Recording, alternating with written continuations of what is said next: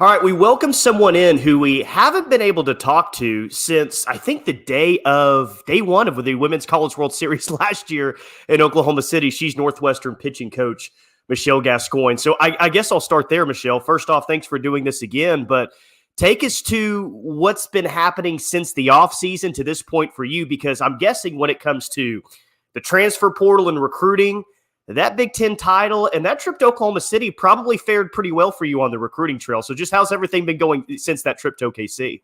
Yeah, that's a good point. It was a whirlwind. I mean, obviously we're on the quarter system. Our players are still in class during the World Series time. So getting them back to campus, we have like graduations and all that thing, and then getting right onto the recruiting trail. And, it's funny for us coaches. We hadn't done that in a while. And we were obviously Mm-hmm. super thankful to go straight from the World Series to the recruiting trail. But with that, no break, you just jump right into it. So it felt like we didn't really get to stop until about August, which for us is nice because we do start school in September. So we got to breathe a little bit, and I think our team just kind of enjoyed the summer in that way, and really they were going on all cylinders from that super regional straight to the World Series. So they were able to take a little bit of a breather too, and then get back on campus together in September. But yeah, like our camps are really popular. Recruiting's fun, and everyone had a good time watching us last year. We won some hearts over on TV, so it's been fun as the season's gone on for our players. I feel like every time I'm checking your schedule for the weekend, I'm saying, "Ooh, Northwestern's got a tough weekend. Ooh, Northwestern's got another tough weekend." What, like 11 of your first 21 games were against ranked opponents. There's been some top 5 opponents in there as well, and obviously it doesn't get any easier this weekend. You may have played the toughest non-conference schedule in the country, and I'm sure that's for a reason. You designed it that way. So, what have been the benefits of that for your team so far this year, just playing that tough of a non-con schedule? Yeah, we knew it was going to be tough going in, but it's been, every team has raised their game at like they do each year. So it's been a challenge. And the RPI originally, the first RPI came out last week, and it was the number one strength of schedule ranked. So we're like, okay, we thought so. And now it's confirmed. But yeah, it's been good for us. I mean, obviously our pitchers have faced some awesome lineups. They've been working together. It's been great for me to figure out how to use them as a staff. I think that's been the most important. And then for our hitters, they've faced multiple All-American pitchers. So as frustrating as it's been at times, that the bat's been stumped a little bit, we're finding out ways to win games like that and learning a lot fast. So I think it's going to really prepare us for conference. Yeah, everyone knows about Danielle Williams coming into the year. I think she's kind of a household name by now in college softball. But I've been impressed with Cammie Henry here lately. What has she had? Just 4 hits allowed in her last 22 innings. I think that's her last 4 starts. Fair to say that she's your number 2, and how has she developed in your staff? Because I believe, was she a transfer portal addition this offseason? Yeah, she is a grad transfer from Division III from DePaul University. Yeah. So she was actually slated to go to Division I at Valpo, and they had a head coaching change, and we kind of found out about her throughout the summer, and had a lot of we know the coaches at DePaul, and had a lot of like mutual friends in common with their coaches. So awesome competitor, and I think initially just her getting to practice and her throwing to our lineup, she held us to such a high standard, and I think it made her so much better for the teams that we're facing. And she's been super prepared and confident in just what she does well, and understands like it's the same game. But it took a while, like throughout the fall and the early practices in January, for her to really get that confidence. And I've been so excited to see her just go and compete because she's got some good stuff. Yeah, like I said, she's been pitching well here recently, but I can't imagine taking the step up to Division I and then seeing who kind of your peers are on the staff and having to see Danielle Williams in the fall and being like, oh my gosh, that's what Division I's like. Division I isn't necessarily like Danielle Williams because she's one of the best pitchers in the game, but she's been awesome. I mean, she's probably got to think that she's going to get over 1,000 career strikeouts at some point this year. At least hopefully that happens, which I think only a handful of pitchers in Northwestern history have done that. What do you think so far about her starts of the season? Yeah, well, we've been taking it a little bit slow with her. I think in terms of just all these teams that we're facing, we know we could run up to in postseason. So we're like, they've either already seen her in her career recently because they're a team that we've played before, or we're thinking, down the line, we might see them on a Super or a World Series stage. So we're giving our other pitchers a lot of these games and getting her going for conference. But yeah, she's close to that 1,000 mark, which is really exciting. So we're kind of on watch for that. I think it should happen in the next month.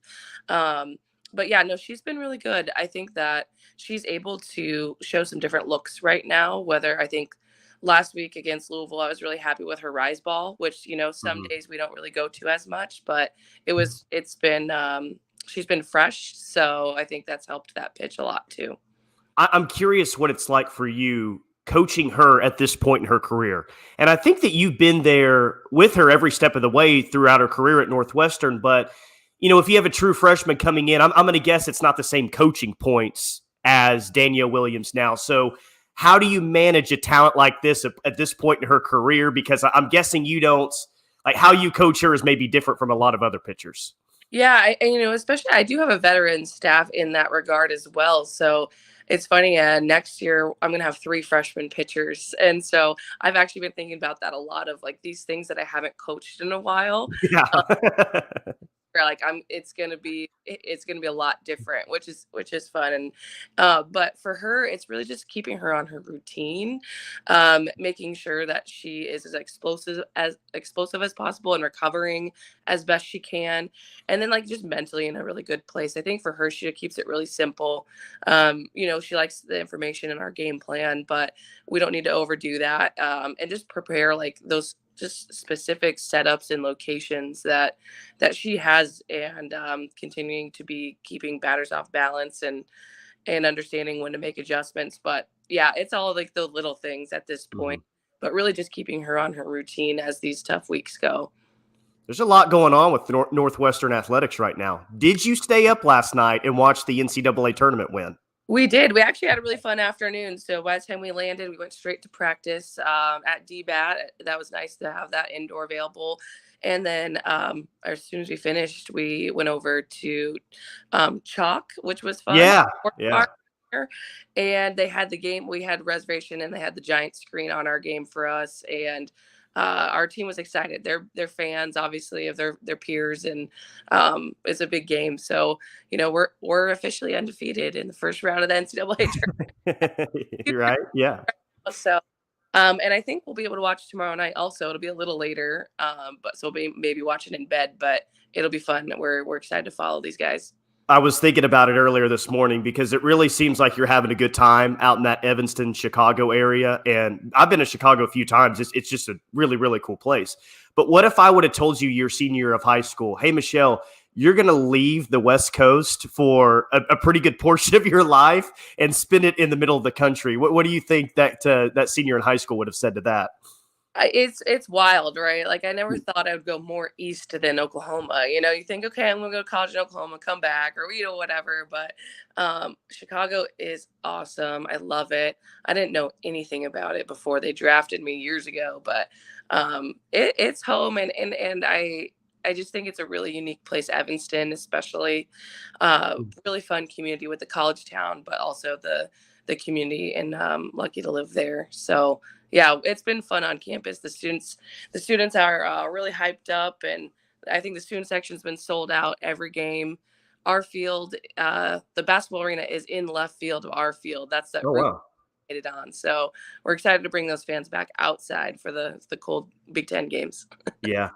Well, you got a few opponents this week, not just OU, but I'm curious if you've been able to watch OU at all this year. I believe you were both in California at the same time a few weeks ago. But if you've seen OU, what are just kind of your big takeaways from this team?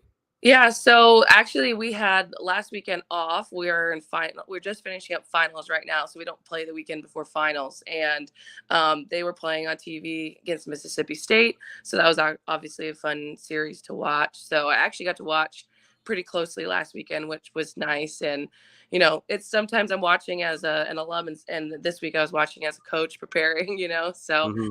um, It's been fun to see how they're using their pitchers. I think obviously Nicole May's been and doing great, so I'm really happy to see her like really Hmm. stride right now. Some different looks from them, and then the offense is it's a little different than what we faced last year. The freshman Erickson, from a lefty power hitter, it's cool to see a lefty power hitter up in the lineup like that's. I feel like it's been a few years and just seeing obviously finding different ways for them to score.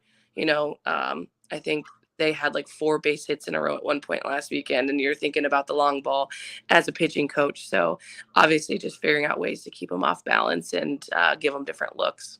You're talking about the pitching staff. I legitimately did not think about this until just now, but I'm sure your team is very familiar with Alex Storako out of the Big Ten. Yes. So that's kind of, I mean, that's just interesting about the portal is she's had a great start for OU, and then I'm guessing you faced her last year, so I don't know if that's any sort of an advantage, but there's got to be probably a familiarity from both sides if that matchup happens this weekend. Yeah, of course, new pitch caller. I'm sure she's made some adjustments and tuned up some of her pitches, but we're very familiar with her, and I think our hitters feel comfortable, with seeing her. But we're familiar with all these guys, so it'll be fun. It'll be it's funny to see her on the other side, and not a Big Ten game, but Yeah. she seems to be doing well. They really do have some pitching depth this year, which, I mean, might be the most important ingredient to win a national championship. You know that better than anyone else, because I feel like if I were to ask the fans, hey, who's the best 1-2 pitching duo that OU softball has had? I mean, you and Kalani are going to rank right up there at the top, if not number one. So when it comes to pitching depth and having a 1-2, and if you could have a 1-2-3, that's even better. But where does that rank in terms of important ingredients to have a national championship team? I think you absolutely have to. I think when Kalani and I were together, I think you were on like the front end of really absolutely needing that. I think you could still get away with it at that point. But I think now 3 is actually really important, because you talk about these 3-game series, and then you talk about these stellar lineups with all the information that is out there right now. And, they know the tendencies and what counts we're throwing where. And I think that you just need to have as many different looks and speeds and sides as possible. So I think 2, and then we're starting to look at 3 a lot now too. What do you think about Kalani getting back in the game, pitching for the OKC Spark this season? I am so excited. I think it's going to be really fun. I'm really proud of her. Obviously, she's putting in the work, being a mom, and I'm excited to see her playing in Oklahoma City. It's home Mm-hmm. for her at this point, and I'm excited for that league to see it grow. And Lauren's doing a great job with that. So I know the fans will show up here in Oklahoma City for that team. I probably asked you this last year before the Women's College World Series, but now that you felt it, I'm curious as to see what your response is. You've been on the side of things playing in OKC where you have the entire crowd behind you. You've also seen the other side of that last year in OKC as well. So what's it like, or what was it like, I guess, being on the other side of that crowd? And you had support there as well, but it's a overwhelming OU crowd there. So what's the difference between the two sides like, I guess? It's funny because our players actually had an interesting perspective being on the field, that because it is so big, it feels like that consistent buzz more necessarily like when you play at the Arizona State Super Regional, and it's like you can actually hear the individuals talking because it's a little smaller, a little closer to you. So, obviously you're going to look up and see a ton of red and in the stands, but I think it was just that overall noise level, and I'm so thankful we're back here in OKC to work on that and to feel that, because I know the fans tomorrow night will show up and it'll be loud again. So I think the more you get used to that, the better. And but yeah, it's obviously different being on the other side. I think the hardest part was my friends. I'm looking at cheering against us because they root for us all season long. They're my teammates. They're fun, but until obviously it gets down to that point and they're out there cheering against us, and I'm like looking up at them, like, what are you guys doing? Yeah, that's got to be unique. But I'm sure it was cool to catch up with them as well in OKC. It was probably fun for them. So. I'm curious, like, what do you think about OKC being the right fit long-term for the Women's College World Series? And I only ask that because there are some coaches, some assistant coaches that say OU has too much of an unfair home field advantage there. In your mind, is OKC the right place to have that event for the foreseeable future? I think so. I mean, obviously, it's the mecca, it's the home of softball at this point here in the U.S. But you know, as far as the advantage, I think anywhere you put it is gonna, you know, you can make that argument down the line. It could turn into somebody else. So, I don't think very many people make that argument for Nebraska with Omaha being right there. So I'm Mm-hmm. the one that buys into that.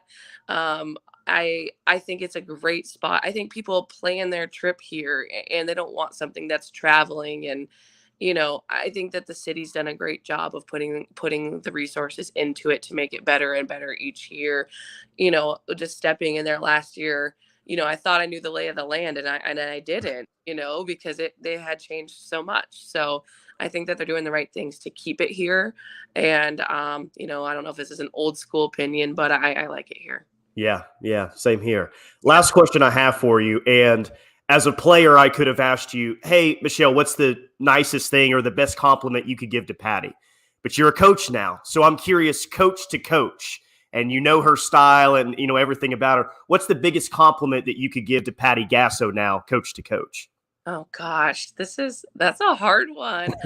Well, I think, you know, this might not be a coach to coach, but I think now that I'm a mom and I think I talk to my teammates, Jessica Schultz and Kelani Ricketts, we talk every day. We all have we all have each have daughters now around in within a year of each other. So I think like just her being that example of a coach that had her kids with her and you know has her grandkids with her.